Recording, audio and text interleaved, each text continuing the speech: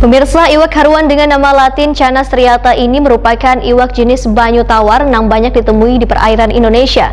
Iwak haruan juga memiliki nilai ekonomis yang tinggi karena bisa dibuat abon, kerupuk, dan panganan lainnya. Namun sayangnya iwak haruan ini kadang mudah dibudidayakan karena salah satunya iwak yang setia dengan satu pasangan.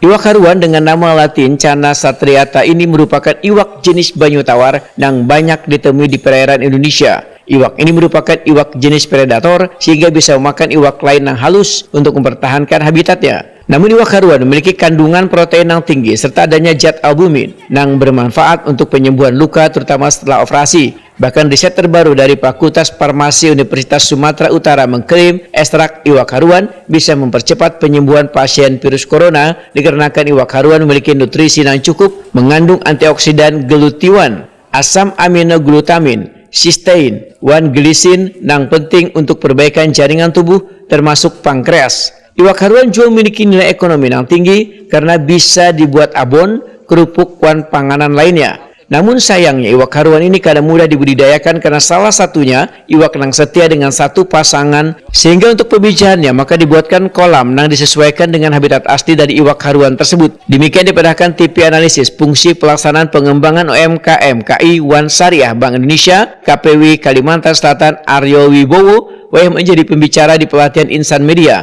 Kamis 19 November 2020. Menurut Aryo Wibowo, kebutuhan iwak haruan di Kalimantan Selatan sangat tinggi. Pihaknya pun telah bekerja sama dengan pemerintah Kabupaten Banjar untuk mengembangbiakan iwak haruan ini. Bahkan sudah ada sekitar 10 hektar di daerah gambut Kabupaten Banjar, petani iwak mencoba membudidayakannya dengan membuat kolam-kolam sesuai dengan habitat aslinya. Aryo Wibowo berharap hasilnya nanti bisa memenuhi permintaan iwak di pasar maupun memenuhi kebutuhan untuk pemasok industri farmasi nasional.